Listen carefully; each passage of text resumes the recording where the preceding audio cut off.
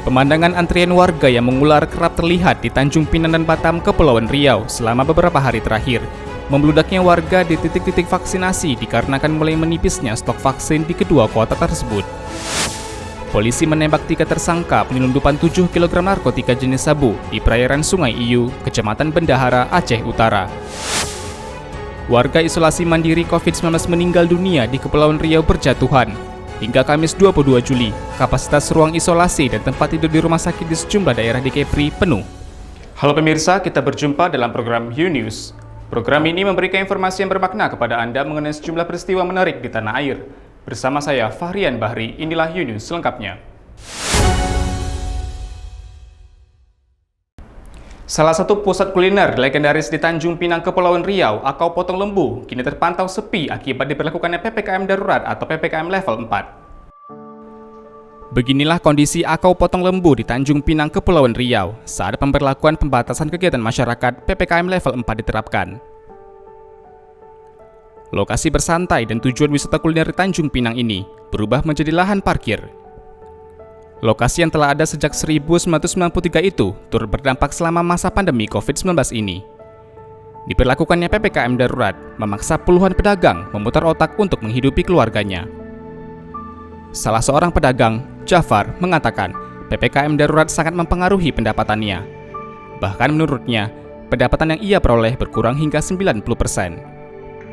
Sebelum masa pandemi dan kebijakan PPKM, ia bisa mendapatkan penghasilan sebesar Rp500.000 per malamnya. Sementara saat ini, Jafar hanya mendapat penghasilan sebesar Rp100.000 per malamnya. Kalau normal biasa kalau di sini saya dapat kadang 500, 700. Sekarang ini 100 lebih. Nah, itu udah paling banyak, Pak? 200. Iya. Nah, macam mana kita mau apa? Mau belum tanggungan kita sama di pihak bank lagi, kan? Tapi alhamdulillah pihak bank masih ada toleransi ya. Adanya kebijakan pembatasan jam malam serta pelarang para pedagang untuk membentang meja dan kursi menjadi salah satu penyebab turunnya omset Jafar. Jafar pun terpaksa menutup satu lapaknya demi mengatur keuangan dagangannya. Ya kan? Makanya kita di sini itulah orang jual minuman ini kita kerjasama. Jadi kami jualan ini macam kucing-kucingan, ya kan? Ya kucing-kucingan. Patroli datang tutup. Karena apa? Karena ada ancaman. Apa ancaman? Ya katanya ancaman bisa-bisa usaha kita disegel atau dinonaktifkan sementara atau untuk selamanya kita tak tahu. Nah, kita takut juga kan. Jafar mengaku masyarakat juga khawatir lantaran beredarnya kabar akan adanya tes usap antigen secara acak. Sartia, salah seorang pedagang makanan seafood, juga mengatakan ia dan sejumlah pedagang lainnya sudah harus berpikir keras untuk mencukupi kebutuhan keluarganya sejak pandemi COVID-19 di Tanjung Pinang. Memang penghasilan kami itu ada di sini, pencaharian kami di sini. Jangankan PPKM ditutup aja dari jam 10 kemarin pun udah terancam, apalagi udah sampai sekarang nggak bisa pentang meja. Nggak tahu lah nasib kami lagi macam mana ke depannya kalau diperpanjang lagi, ada isu perpanjang lagi macam mana, kami lagi nggak tahu. Ia mengaku kesulitan membayar iuran tempat berjualan, listrik dan biaya kebersihan. Terdapat 2 jenis iuran yang harus dibayar pedagang di Akau Potong Lembu ini, yakni iuran tempat kepada BUMD Tanjung Pinang dan juga iuran lapak yang dibayarkan kepada pengelola Akau Potong Lembu. Kalau per harinya kan 13.000, per bulannya 350. Tapi yang 350 itu memang wajib berjalan tiap bulan bayar. Kalau yang per hari, kalau kita buka baru bayar. Macam kebersihan, lampu, itu kita bayar yang tiap malamnya. Kalau nggak buka nggak bayar. Bayarnya kemana tuh, Bu? Biayanya sama dari BUMD, kalau yang tiap malam. Kalau yang per bulan sama yang punya lapak di Akau. Jafar dan Sartia pun berharap pemerintah Kota Tanjung Pinang dapat memberikan keringanan serta bantuan kepada para pedagang kecil seperti mereka. Hingga saat ini, memasuki minggu kedua PPKM level 4, kondisi yang semakin memprihatinkan semakin terlihat di Akau Potong Lembu ini. Berbagai aturan dan kebijakan membuat para pedagang kian menjerit, namun tak kunjung mendapat jawaban. Dari Tanjung Pinang, Kepulauan Riau, Muhammad Khairuddin, UTV mengabarkan. Warga isolasi mandiri isoman COVID-19 meninggal dunia di Kepulauan Riau berjatuhan. Hingga Kamis 22 Juli, kapasitas ruang isolasi dan tempat tidur di rumah sakit di sejumlah daerah di Kepri penuh. Kondisi ini berdampak pada minimnya pelayanan nakes untuk pasien COVID-19. Terlebih lagi bagi mereka yang tengah menjalani isolasi mandiri, kemudian meninggal dunia lantaran tak tertangani lagi.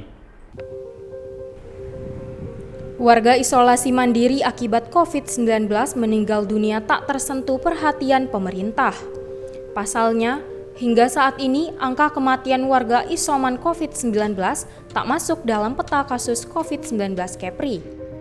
Berdasarkan data dari sumber ulasan, kasus kematian warga isolasi mandiri semakin meningkat. Bahkan di antaranya meninggal dunia lantaran tak dapat penanganan dari tenaga kesehatan. Kondisi ini diyakini lantaran ketersediaan bed occupancy ratio (BOR) atau ketersediaan tempat isolasi pasien COVID-19 seperti tempat tidur. Di Kepri mencapai 75,65%. Dengan kapasitas terpenuh adalah Kota Tanjung Pinang yang mencapai 92,70%. Minimnya tenaga kesehatan penanganan COVID-19 juga menjadi salah satu penyebab tidak tertangani pasien isolasi mandiri ketika dalam kondisi darurat. Kondisi ini mendapat sorotan dari anggota DPRD Kepulauan Riau Rudi Chua. Ia menyarankan pemerintah Kepulauan Riau untuk memprioritaskan anggaran refocusing COVID-19 untuk penambahan tenaga kesehatan. Menurut Rudi, tenaga kesehatan saat ini tidak dapat memberikan pelayanan maksimal ke warga isolasi mandiri COVID-19. Dia menemukan beberapa kasus warga isoman meninggal dunia karena gagal mendapatkan pertolongan medis. Di dalam rumah atau dalam perjalanan ke rumah sakit, karena seharusnya yang isoman ini mendapat konseling dan pendampingan. Tapi kenyataannya dalam pelaksanaan nakes yang terbatas tidak bisa lagi memadai untuk mendampingi dan memberikan obat dan sebagainya. Ada beberapa keluhan yang masuk bahwa mereka tidak mendapat pendampingan dari puskesmas yang mendampingi, sehingga ada beberapa kasus yang berujung pada kematian. Nah, setelah kita tanya ke puskesmas mengatakan, Pak, kami juga sudah mengajukan tambahan nakes, tapi tidak atau belum dipenuhi sampai hari ini. Kita kejar lagi ke pemerintah, kenapa tidak dipenuhi? Anggaran belum mencukupi. Nah, ini yang menjadi masalah. Balik ke anggaran. Jadi seharusnya refocusing anggaran itu bisa memprioritaskan kepada nakes. Karena kondisi nakes sekarang ini kan juga sangat memprihatinkan. Mereka sudah bekerja sampai berbulan-bulan atau bertahun malahan. Mereka sudah kelelahan dan banyak yang terpapar. Nah, ini yang mungkin perlu menjadi perhatian pemerintah daerah, bagaimana merekrut nakes yang baru. Satgas COVID-19 dan Pemulihan Ekonomi Kepri mendata, hingga Rabu 21 Juli, angka kematian COVID-19 di Kepri mencapai 913 orang. 23 orang meninggal dunia per hari akibat COVID-19. 12 orang meninggal dunia di Tanjung Pinang.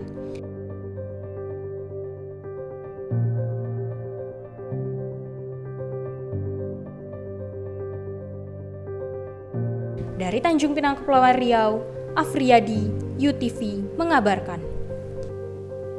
Banjir terparah terjang Henan, Cina dalam 3 hari terakhir, menewaskan 12 orang dan 5 luka-luka, sementara 200.000 orang dievakuasi. Provinsi Henan, Cina terdampak bencana banjir dalam 3 hari terakhir. Otoritas setempat mengatakan sebanyak 12 orang tewas dan 5 luka-luka dalam bencana itu. Sementara 200.000 orang dievakuasi ke tempat yang lebih aman. Operasi penyelamatan terus berlangsung di Provinsi Henan, Cina Tengah saat hujan lebat terus mengguyur daerah itu. 1.800 tim penyelamat dari pemadam kebakaran beserta perahu, mobil pompa, dan peralatan penyelamat di 7 provinsi tetangga telah dikerahkan ke wilayah yang dilanda banjir. Sebanyak 17.280 petugas pemadam kebakaran Henan juga telah dikerahkan untuk membantu upaya penyelamatan guna memulihkan jaringan komunikasi yang rusak akibat badai di Changchao. Perusahaan telekomunikasi lokal bergegas untuk memperbaiki setidaknya 6.300 stasiun pemancar dan 275 km kabel serat optik Rabu dini hari. Dari Changchao, China, Kantor Berita Antara, UTV mengabarkan. Wali Kota Batam, Muhammad Rudi, mewacanakan tes usap antigen secara massal sebagai upaya meminimalisir penyebaran COVID-19. Kapolres Deputi 1 BP Batam, Pak. Mencegah penyebaran COVID-19, pemerintah Kota Batam mewacanakan tes antigen massal. Wali Kota Batam, Rudi, mengatakan, tes antigen massal ini akan dilakukan di tingkat kelurahan untuk masing-masing kecamatan di Kota Batam. Ini bisa kita terapkan Sehingga tadi rapat kita minta nanti ada setiap kecamatan, ada kelurahan-kelurahan per kecamatan satu minimal yang akan kita jadikan contoh untuk menyisir seluruh masyarakat kita agar semua dirapid antigen semua. Artinya kalau perkelurahannya sudah selesai, kalau dia kena positif kita bawa ke tempat penampungan, setelah seminggu ke depan kita lepas. Artinya kalau dia ada pun ini akan selesai. Kalau nanti setiap hari ada berurutan kita lakukan, saya kira butuh sebulan atau sebulan lebih datanya sudah bisa turun kembali kepada posisi seperti sebelum-sebelumnya. Terkait anggaran yang akan digunakan dalam operasi antigen massal, Pemkot Batam akan bekerja sama dengan Badan Pengusahaan Batam. Tapi untuk rapid antigen, tadi sudah saya panggil ada BP juga, ada Malik juga. Mungkin kita lihat kalau bisa BP semua, alhamdulillah BP. Kalau bisa kita bagi dua, supaya dalam waktu dekat 1-2 hari atau 3 hari ke depan, rapid antigen sudah hadir dan bisa kita lakukan. Mudah-mudahan ini untuk awal pencarian mereka saudara kita mungkin yang positif bisa kita selesaikan. Rudi mengaku penerapan PPKM darurat sebelumnya berjalan efektif.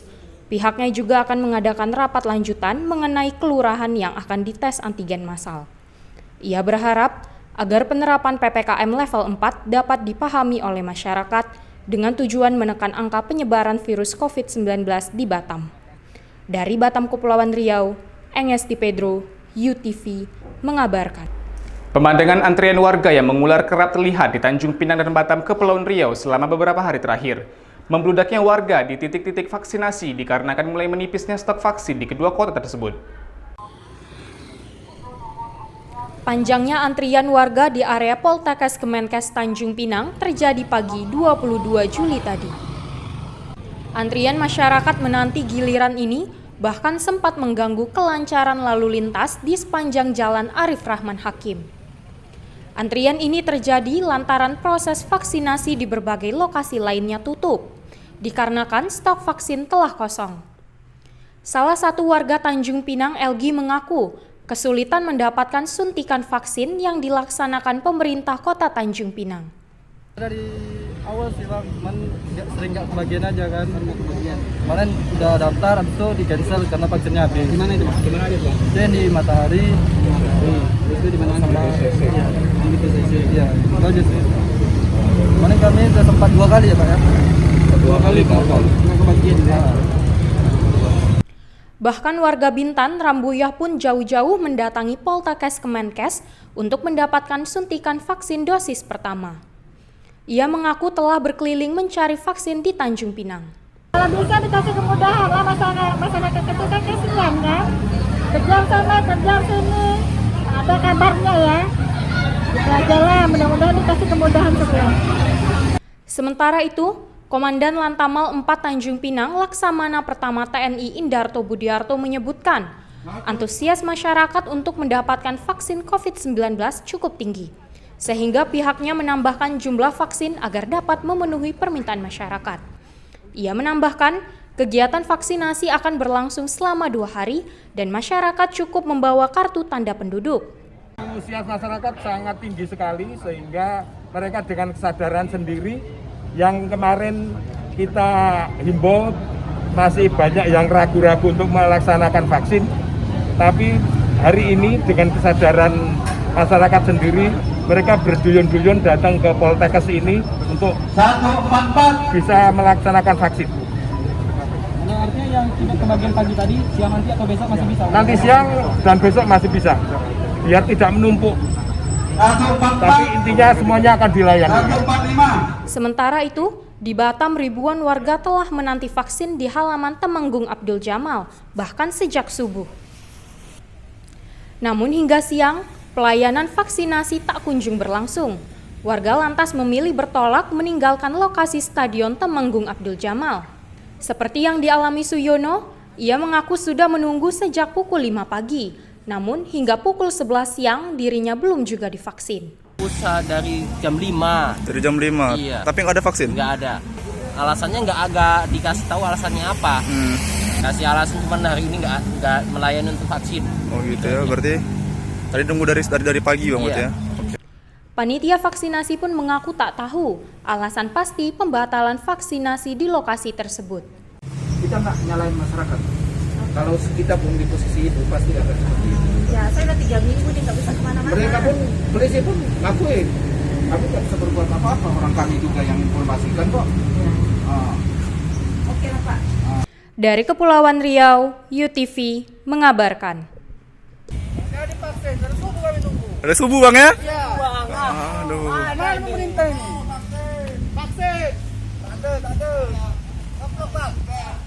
Gagal vaksin. Gagal vaksin bang ya? Habis bang ya? Dari jam berapa nunggu bang? 6 jam lebih. Warga Desa Biru, Kabupaten Bombana, Sulawesi Tenggara, menangkap buaya muara berukuran kurang lebih 4 meter yang terjebak di saluran irigasi persawahan milik warga. Warga Desa Biru, Kecamatan Poleang Timur, Kabupaten Bombana, Sulawesi Tenggara, menangkap buaya muara yang terjebak di saluran irigasi persawahan milik warga. Buaya muara sepanjang 3,90 meter dan lebar 80 cm ini kemudian diserahkan ke Balai Konservasi Sumber Daya Alam Sulawesi Tenggara (BKSDA) Sultra. Buaya tersebut selanjutnya akan dilepas liarkan di lokasi penangkaran di Pomala, Kabupaten Kolaka. Buaya tersebut masuk ke lokasi irigasi persawahan, di mana tempat itu sering anak-anak bermain untuk mandi-mandi di situ. Jadi tindakan yang mereka ambil untuk menjaga keamanan, maka mereka menangkap. Kemudian mereka melapor ke call center Balai Konservasi Sumber Daya Alam Sulawesi Tenggara. BKSDA Sultra meminta warga Poleang Timur agar tetap waspada terhadap kemunculan buaya lainnya. Diperkirakan kawanan buaya tersebut masih ada di sekitar persawahan. Dari Kendari, Sulawesi Tenggara, Kantor Berita Antara, UTV mengabarkan.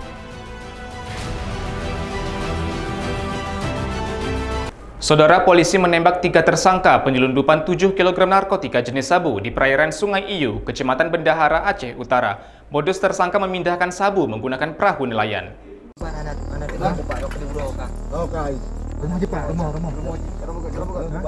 Polisi terpaksa menembak 2 dari 3 tersangka kasus peredaran narkoba jenis sabu di Aceh Utara.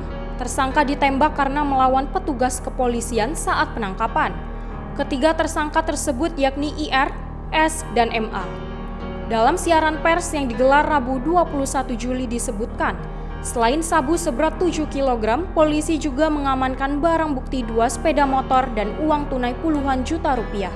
Menurut Kapolres Aceh Utara, AKBP Tri Hadianto, peran 3 tersangka yakni memindahkan sabu dari perahu ke 2 sepeda motor penjemput.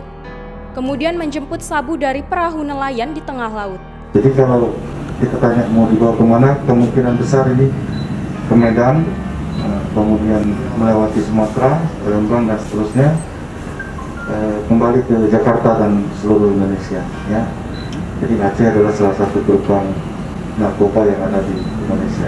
Menurut Kapolres Aceh Utara, AKBP Tri Hadianto, masih ada 4 orang DPO yang tengah diburu petugas, termaksud pengendali sabu jalur internasional. Dari Aceh Utara, Kantor Berita Antara, UTV mengabarkan. Kisah kasih antara 2 penyanyi papan atas Indonesia, Rosa dan Afgan, selalu berhasil menyita perhatian masyarakat. Kali ini 2 sejoli ini kembali menjadi perhatian publik karena video sepiring berdua yang beredar luas. Bukan pasta, ini mie goreng. Enak banget ini. Aku mau ambil semuanya. Enak banget ya Allah. Video Rosa dan Afgan yang tersebar di media sosial menjadi perbincangan hangat selama beberapa hari ini. Video yang memperlihatkan keakraban keduanya saat tengah menyantap makanan ini mengundang banyak reaksi dari warganet di media sosial TikTok. Dari video tersebut, terlihat Rosa dan Afgan di sebuah restoran sedang menyantap hidangan. Yang menghebohkan ialah keduanya terlihat mesra dan bahagia menyantap hidangan sepiring berdua. Namun, momen romantis itu berubah ketika seorang pelayan menawarkan piring kosong baru. Lagi asik-asik makan sepiring berdua, tulis keterangan dalam video tersebut. Melihat Rosa dan Afgan makan sepiring berdua, seorang pria lantas mencoba memberikan piring kosong, namun ditolak sopan oleh Afgan. Dari Jakarta, Kafabihi, UTV mengabarkan. Diriku tak mampu untuk bicara bahwa aku ingin biarkan kau ada di hidupku. Terima kasih telah menyaksikan informasi yang kami sajikan. Tetap saksikan U News selanjutnya. Salam sehat, sampai jumpa.